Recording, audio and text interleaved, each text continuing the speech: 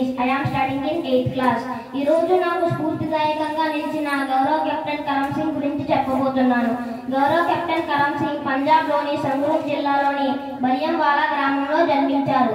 తండ్రి ఉత్తమ్ సింగ్ చిన్నప్పటి నుండి దృఢత మరియు సాహసోపేతమైన జీవితాన్ని గడపాలని కోరుకున్నారు. తన మేనమామ సైన్యంలో చేరడం చూసి సైనిక జీవితానికి ప్రభావితుడై తన మేనమామ అడుగు జాడల్లో నడుచుకున్నాడు. గౌరవ కెప్టెన్ కరమ్ సింగ్ 26 సంవత్సరాల వయసులో సైన్యంలో చేరారు. ముందు రాంచీలోని సైనిక శిక్షణ పొంది అనంతరం సిక్కు రెజిమెంట్లో సైనికుడిగా చేరారు. సైనిక దళంలో మంచి క్రీడాకారునిగా పేరు పొందారు. రెండవ ప్రపంచ యుద్ధంలో అంకిత భావంతో పోరాడినందుకు అప్పుడు ప్రభుత్వం దేశ సేవలను దృష్టిలో పెట్టుకొని శౌర్య పురస్కారమైన మిలిటరీ మెడల్ను అందించింది. రెండవ ప్రపంచ యుద్ధంలో భాగంగా బర్మా ఫ్రంట్లోని జపాన్ సైనికులను ఎదుర్కొన్నారు. వారి బలమైన ఆయుధాలకు వ్యతిరేకంగా బర్మా ఫ్రంట్లోని లోతైన అడవుల్లో ఆయన యుద్ధం సాగించారు.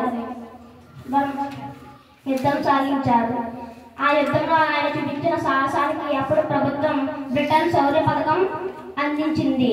గౌరవ కెప్టెన్ కరమ్ సింగ్ విరోచిత సాహసోపేతమైన జీవితం నన్ను ఎంతగానో ఆకట్టుకున్నాయి. శత్రువులను ఎదుర్కోవడంలో ఆయన చూపించిన సాహసం చొరవ నాకు ఎంతగానో నచ్చాయి. తన మేనమామను చూసి సైన్యంలో చేరినట్లే గౌరవ కెప్టెన్ కరమ్ సింగ్ సైనిక జీవితం చదివిన తర్వాత నాకు కూడా సైన్యంలో చేరాలని ఉత్సాహంగా ఉంది.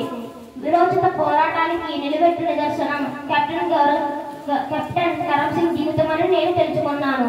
ఇండో పాక్ యుద్ధ సమయంలో గౌరవ కెప్టెన్ చేసిన సేవలు వెళ్ళలేనివి. 1948లో తిట్వాల్ సెక్టర్లోని భారత సైన్యం ఘనమైన లాభాలను పొందుతుండగా దాన్ని స్వాధీనం చేసుకోవడానికి పాకిస్తాన్ సైనికులు నిరంతరం దాడి చేస్తూనే ఉండేవారు.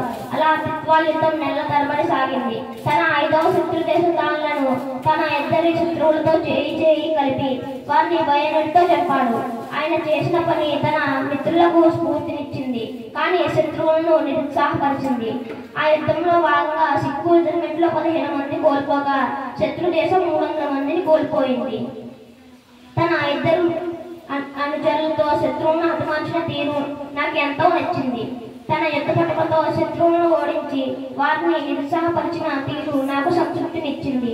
నేటి యువతరానికి కెప్టెన్ కరమ్ సింగ్ విరోచిత పోరాటం స్ఫూర్తిగా ఆదర్శంగా నిలిచింది.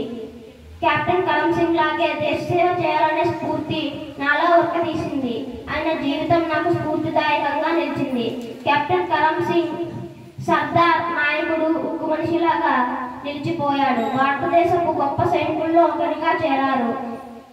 భవిష్యత్తు తరాలకి స్ఫూర్తిని అందిస్తూనే ఉన్నాడు. ధన్యవాదాలు.